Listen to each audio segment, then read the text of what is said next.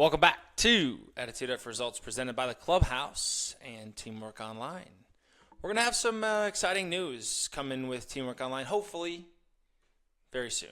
I'm putting it out into the world because I would like it to happen, and so I'm hoping that we have great news coming soon for you. Right now, we're going to jump into the what is Tanner and Attitude F Results doing right now. I cleared this with Hunter before saying this because, one, I want you to come on this journey with us. I want you to know who I am, and I want you to know who Hunter is. I don't want to be just the man behind a camera. I want to have conversations. We are here to help people, and so today I'm going to let you a little bit inside of Callie, who is my wife, and my life.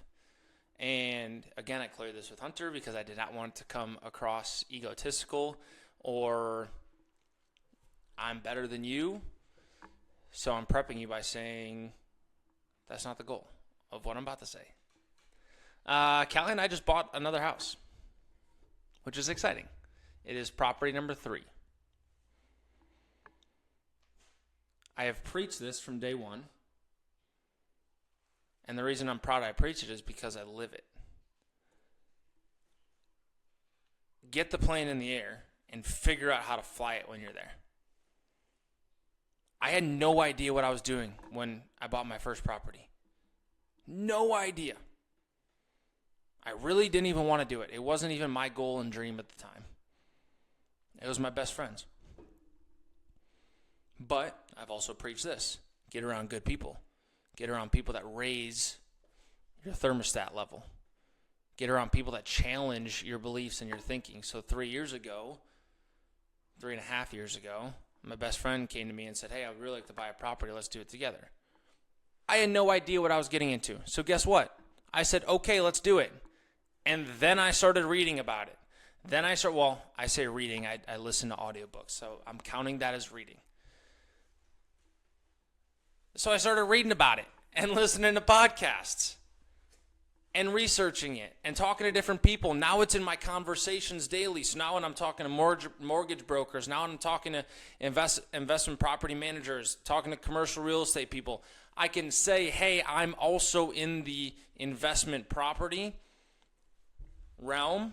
I also am thinking about this. Tell me your thoughts. So over the last 3.5 years, I built a mindset of real estate is a great financial decision. And so we've ran with that.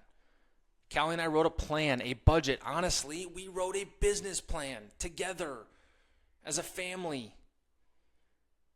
And then we moved to Arizona after we bought the first property. I kind of cheated in the first one because we went in with 2 other guys, so it was only like 1/3 of a property. So I guess we own like 2 1/3 of properties. The second one we bought here in Arizona was a condo. That's the one we're recording in right now. Welcome to my condo. I know it looks like a professional studio. I get that. I know it looks really professional. I appreciate you guys, but it's just my condo. This was actually up before we even decided to record behind it. So there's, again, get the plane in the air, figure out how to fly it later. Then we understood what my family could do, what Callie and I could do with real estate. And then we dove all in. And then after we bought the condo, then we copied and pasted the same budget, the same business plan, the same theories, the same mindset, and found a property through talking with other people that we thought we could get into. And yeah, we're a little beyond our budget.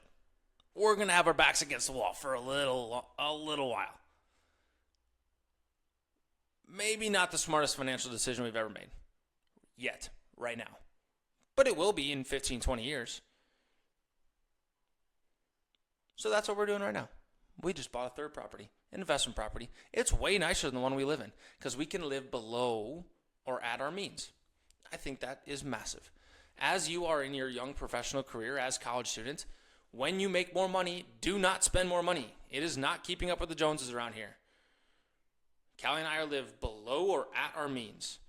And so our investor property is a little bit nicer, actually a lot nicer. Actually so nice that our loan officer, when trying to approve the loan, sent us an email saying, hey, you're going to need to explain this. Subject property that you are purchasing looks way nicer than the one you live in. Please explain. Like, hey, how the hell can you afford this? Guess what? We're living below our means. It could go very smooth for us. It could go also very south, but it's a risk that we are willing to take, and we are taking it. So that's what we're doing right now. Again, I didn't really want to say that, but Hunter said it was good, and you guys can learn from it. So I hope you found value in me sharing personal information about that. Purpose of today's episode, perspective is the purpose. Outside information that has allowed Hunter and I to lead from the front. We are also going to give you actionable steps for you to use in your life. The title of today's episode is Who Are You? Really? That's who are you, comma, really? Who are you? We're going to talk about 4 points today. Who are you? Self-awareness, opportunity cost, and then what do you want? And Allison from Tyson Training, we're going to go back to what do you want, why do you want it? And we should still sponsor us. All right. We're getting close to Christmas here, which means the new year is right around the corner, right? Raise your hand. Yeah, please raise your hand. I've been doing this a lot, and it's kind of fun because I've had people come up to me and like, hey, I'm in the gym, and I love physically raising my hand. Everybody around me is like, yeah, this guy's a nut job. Yes, I love nut jobs. Let's all be crazy together.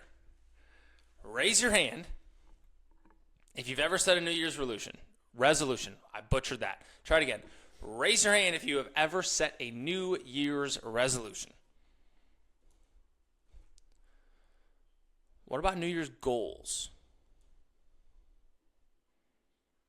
Okay. Now keep your hand in the air if you still use the habits you've created from those New Year's resolutions or those New Year's goals. Goals are great. Don't get me wrong. We're going to do an episode on goals in a couple weeks. I promise you they're great. We have a ton of them. They're very important. So don't take this episode as I hate goals. I don't. I love them. Also,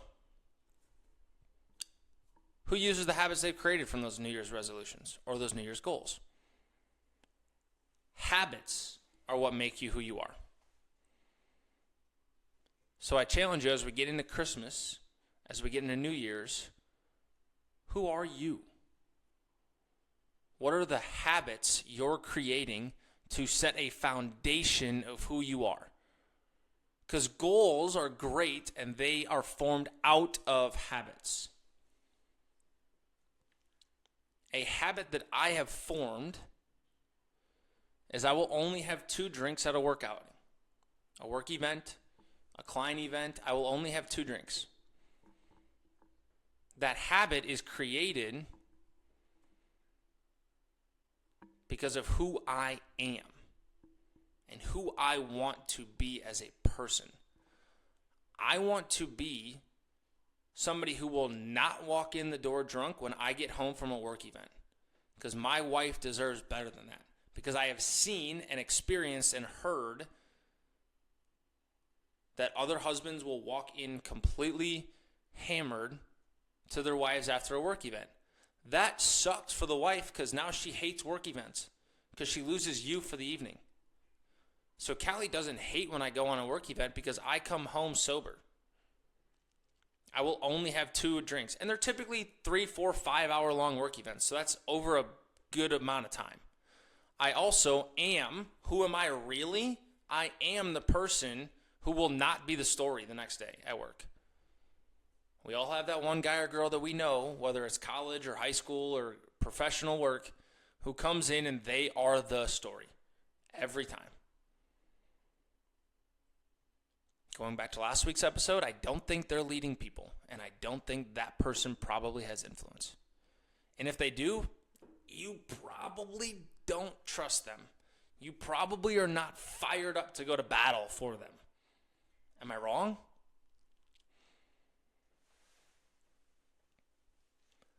So I have set the habit of not having more than 2 drinks at a work outing because that's who I am. Also, think about how fast 2024 is gone. Yeah, we're almost to the end of the year. Isn't that crazy? We're almost to the end of 2024. COVID was like 11 years ago, it seems like. Some people still wear masks. That's cool. You can do that. That's okay. But it was like 11 years ago that we had COVID. It seems like. Obviously, it was only 4. It was only 1,200 or some days. 1,400 days. Something like that. I want you to take a step back. Think about how much you have or you have not grown in the last calendar year. What habits have you set? What goals have you reached? What resolutions have you completed? Moving into next year, I want you to think of all of those habits, goals, resolutions from the lens of who am I? Because if you can deeply root your goals, resolutions, habits into who you are, they stand firm. Because who you are your roots of a tree. Then your habits are the tree trunk all the way up until where the branches start. If you're visualizing this with me, the roots are who you are as a person and who you want to become. The trunk all the way up until where the branches start are your habits. The branches are now your goals and your New Year's resolutions. Now think of this. How easy is it to break a branch off of a tree? How many branches do you see on the ground when walking in the woods? A lot more than you see tree trunks uprooted. A lot more than you see full trees on their sides.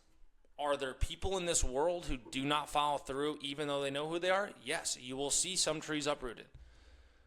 But there's a lot more branches than there are tree trunks in the woods. Can you visualize that with me? Bury your roots. Dig your roots, and your roots are who you are. Really. What are you built on? I'm going to brag on my cousin here for a little bit. What are you built on? My cousin's 19. Just moved out here to Phoenix. Got out of his comfort zone. Got out of the town that we were all living in. Proud of him for doing that. He's never had alcohol in his life. He's 19 years old. My wife had alcohol early on in life. I drank from an early age. After high school is when I started drinking, all the way through college. I did it a lot. I had a ton of fun. I would do the same thing again. My wife and I have tried to make him drink alcohol as aggressive. We have given him many opportunities to drink with us, have one drink at dinner. We left him alone in our condo with an entire alcohol rack with 3 of his other friends, so 4 people, all college students, in a condo by themselves with us out of the state with a free rack of entire rack. Anything you could possibly think of is on that alcohol rack back there. Nobody touched it.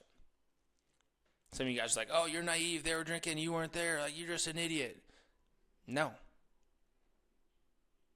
I knew he wasn't going to when we left because of who he is. And then because of who he is, we were in LA a couple weeks ago. We actually became an advocate for him. So follow me along this story. We originally, the first couple months, like, hey, have a drink with us. Like, that's fine. He said, no, that's not who I am. Now we go to LA. He is an advocate. And because we trust him and we love him as a person, we're going out with friends from Miami, which the Miami group, y'all know how to drink. Y'all know how to party. Y'all were a blast at our wedding. I promise you, these guys and girls know how to party. We go out with our friends from Miami, and we say, hey, we got to be done at 10 o'clock. Cousin doesn't drink. He's not going to. We have built influence with our friends. They say, cool, sounds good. We left the bar shortly after 10, and it was the earliest I had ever seen that group of people leave. That group of people has never gone home before 10. We usually go out until 11 or midnight when we lived with them.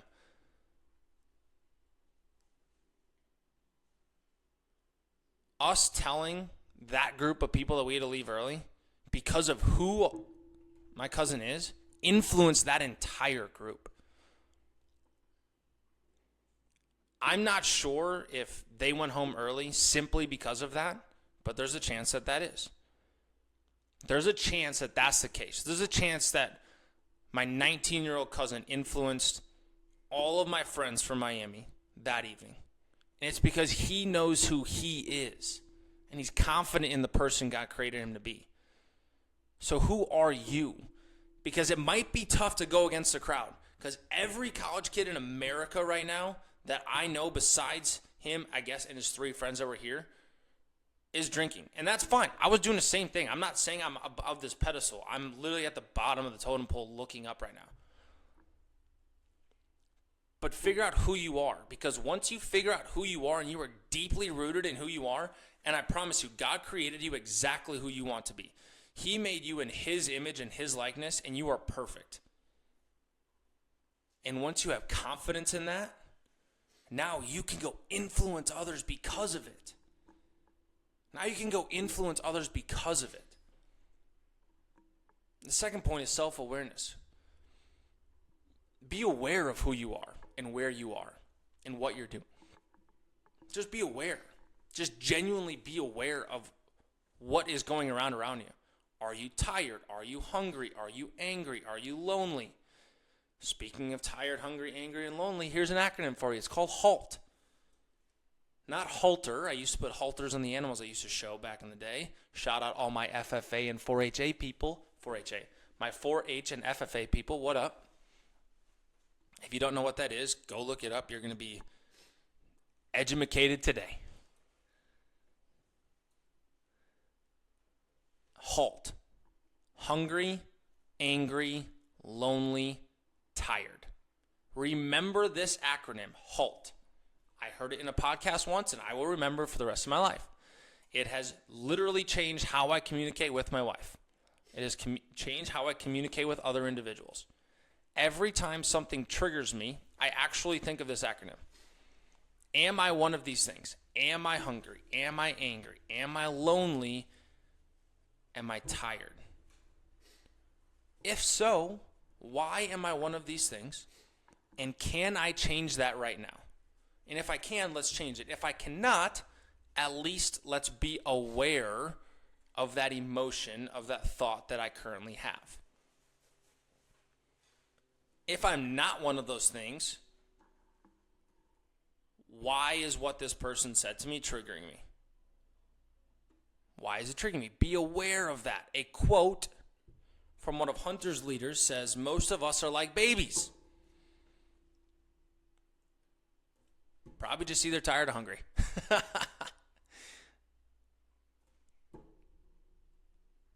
I don't have a baby. I hope I don't have a baby for a very long time. They're usually either just tired or hungry. That's most of us. So take a step back, take a deep breath, understand the acronym HALT. Are you hungry, angry, tired, lonely? And then understand and be aware of the triggers. We've talked about this before, but it's very important. Triggers show you where you have flaws. Triggers are gifts. They are gifts. The only reason you are triggered is because of you. If Hunter came up to me right now and said, hey, I hate the way your pink hair looks. Your pink hair is stupid. That wouldn't trigger me at all because I don't have pink hair.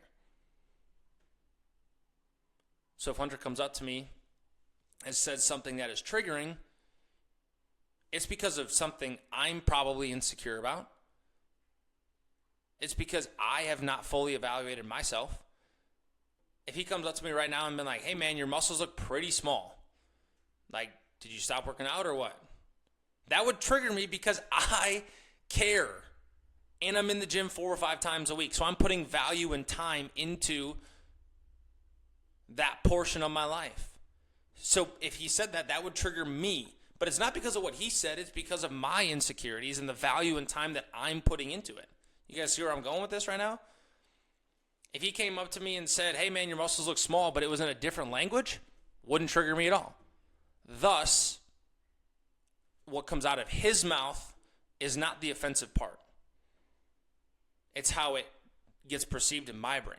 That's why I get super upset when people online are like, oh, I don't like what they said. They hurt my feelings. And you guys should stop saying that because it hurt my feelings. That's their opinion. Oh my goodness, am I glad the election is over. So sick of hearing that stuff. People getting upset at each other for others' opinions. Why can't we have a decent conversation with the other side and learn their opinions? Their opinions. How can someone, oh my gosh, I get so triggered that they like this person, they like that person, and they're on the right, they're on the left. Oh my goodness. You're the one getting triggered. I didn't get triggered at all or offended at all by any of the political stuff. I was annoyed, as most of us probably were, with the 40 text messages I got last Tuesday. Not last Tuesday, about a month ago now. But I'm not triggered, I'm not offended, because I just don't care. It's not something that I am deeply rooted in my values in. It's not something that I am going to get triggered by. I'm not self-conscious about my beliefs. So if you're triggered, that's a good thing. That's a gift if you're triggered. And here's a fun one. The fire that happens when you get triggered. The fire that happens when you're stressed, you're worried, you're anxious. The fire is for you. The fire is for you. Walk through the fire. When the fire comes, walk through it. That comes directly from a book my pastor just wrote. It's titled, The Fire is For You. Walk through the fire when it comes. PT said in a message, his favorite word in there is when, because the fire will come for you. What are you going to do when the fire is presented? Are you going to walk through it, or are you going to run away from it? What are you going to do when the fire comes? Here's a fun saying, and I didn't write it down beforehand, and I'm really hoping I can rack it off the top of my head because something just triggered it inside of me, and I'm hoping I can get this right. There's an old saying between cows and buffaloes, okay? You would rather be a buffalo. You guys with me so far? You would rather be a buffalo because there's two types of people in this world. There are cows and there are buffaloes. Ironically, I know I'm a dairy farmer. You want to be a buffalo, not a cow, okay? Even though I grew up with cows my whole life. Cows and buffaloes. You guys with me still? When a storm is coming and dark clouds are forming, cows run away from the storm. Inadvertently, the storm moves with the herd of cattle, and the cows are now in the storm longer because they chose initially to run away from it. So as the storm is forming in the west, and it moves east, and the cows run as fast as they can east, by the time the storm is formed and pouring rain and lightning and thundering, they are actually in the storm longer because they are now moving with the storm. Buffaloes, on the other hand, when they see a storm forming, they immediately run into it. They run into the fire. They run into the storm. When the fire appears, will you run through it? The buffalo run toward the storm.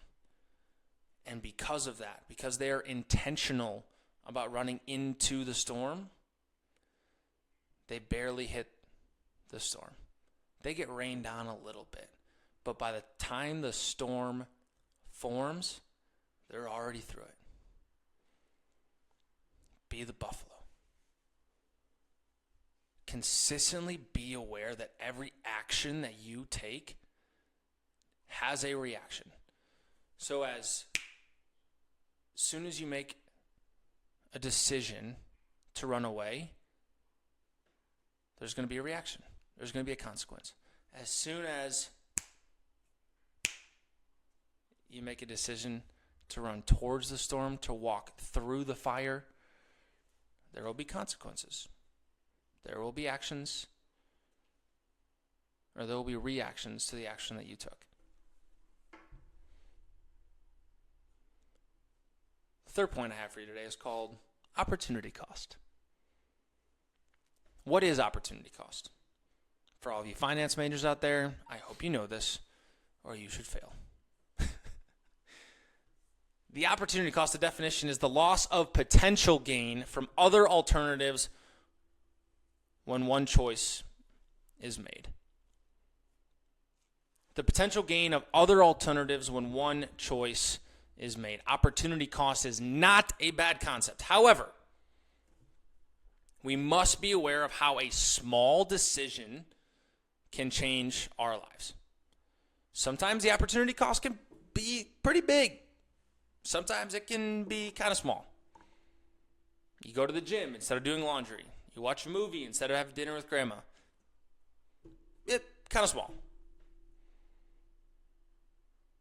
Last night, actually, Callie and I were sitting on the couch. We had a decision. Do we watch another episode and then go grab my cousin in the morning for church, or do we go get him tonight, sleep in a little bit longer tomorrow? Small opportunity cost. Not going to make us any money, not going to lose us any money, not going to make us sleep, not going to lose us sleep. Really not going to alter our lives. But then there are some other opportunity costs. Buying the property we just talked about. Pretty large opportunity costs.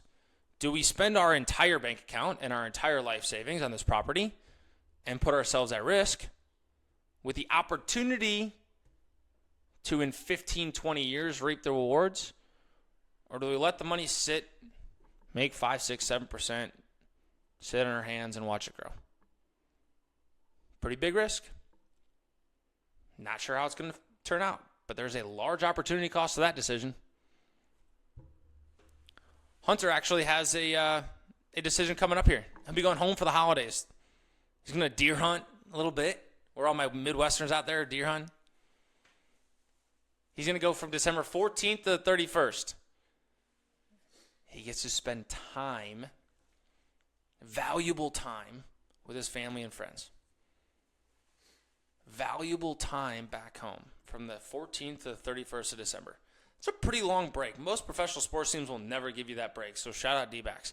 In the contrary, I'll be working Christmas Day, so come see me at the Suns game. The opportunity cost will be that he will not be in the same routine because he'll be outside of where he is now, right? He'll be back in the Midwest. He'll probably lose a little bit of his fitness. He'll probably deter some of his eating and drinking habits because he's around different people with different backgrounds and different opportunities. He's surrounded himself here in Phoenix with intelligent, smart, beautiful people like myself. And he might not have that back home. He might not have that back home because he's intentionally created a circle here. And that might not be the people that he has back home, right? So, what's the opportunity cost? He gets to go see his grandma, his family. He gets to go deer hunting. Might lose a little bit here. Evaluate how you'll feel about that, right? Challenge yourself to remain present in the moment, but evaluate that. There are opportunity costs out there. So who are you? When opportunity costs come up, when you have to make those decisions, who are you? Really? Who are you? Here's a crazy stat. From Harvard Business Review. Yes, we do research. And Hunter said it while we were making notes. We should probably go get a partnership with Harvard because we use them all the time. We make about an average of 35,000 decisions a day. Not my wife and not my cousin. They make half of those. Most people make 35,000 decisions a day. Turn right. Turn left. Turn your blinker on. Turn your windshield wipers on. I don't know why I'm sticking in the car. Walk outside. Put pants on. Put jeans on. Put shorts on. Put boxers on. Hopefully you're doing that. Put socks on. decisions. Just very, like, do I get coffee? What type of coffee? Is there creamer? Is it this cup? Is it a plastic cup? Is it a paper cup? Is there a straw because I hate turtles? Do I love turtles? I don't know. Decisions.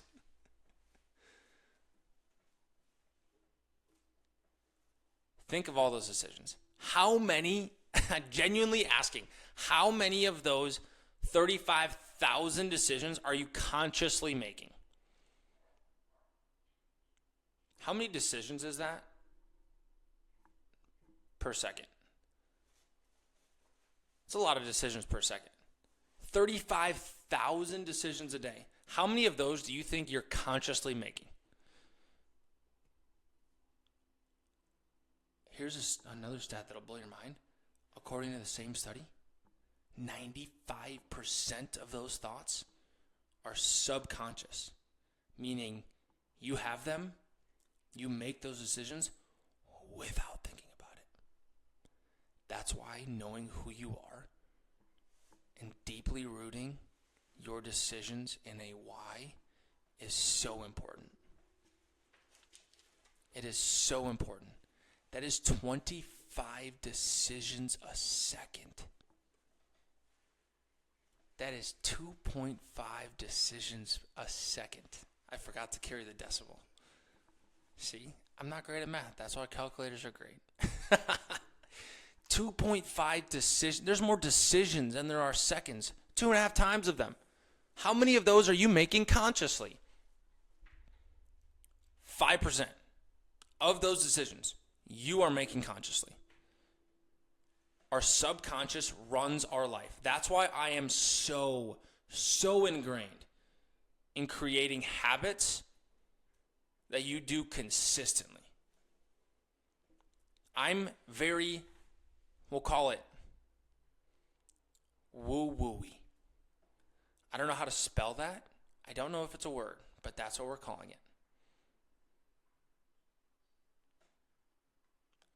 I'm so woo-woo-y. It's kind of fun to say. I have now started to write I am statements. The letter I, space, the letter A, M. I am, who am I? The title of this episode, I am statements on my mirror. Yes, I'm that crazy dude. And yes, my wife does think I'm crazy. I look at them every morning and every night,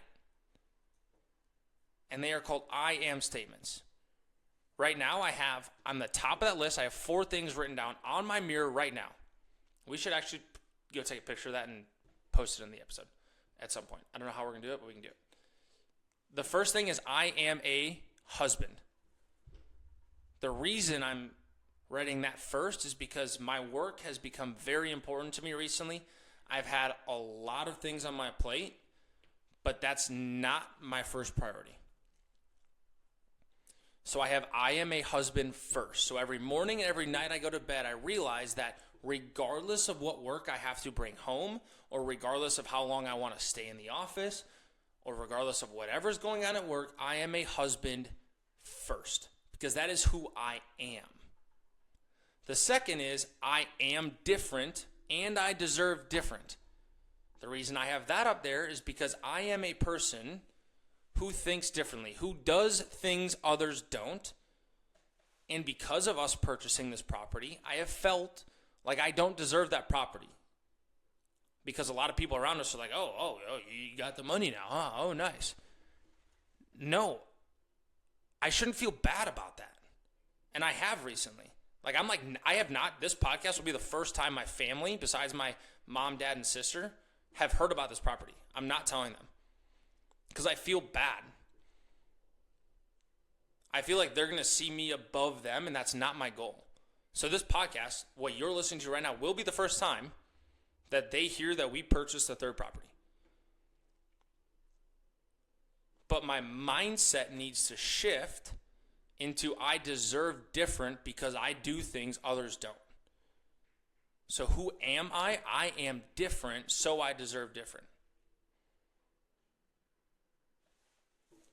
The third thing is I am disciplined. I have been on my phone a ton while working out in the morning. And that has pushed my workouts into a mediocre stage instead of great. and that has got my mind working or thinking about work earlier in the day. I'm thinking about work now starting at like 5:30, where typically I don't think about work until I get in the car, which is 8 a.m. So I am 2.5 hours earlier in my day recently been thinking about work. That starts my brain way too early, and I can't get it to stop. So who am I? Who am I really? I am disciplined. So when I see it in the morning before I go work out, I keep my phone in my pocket.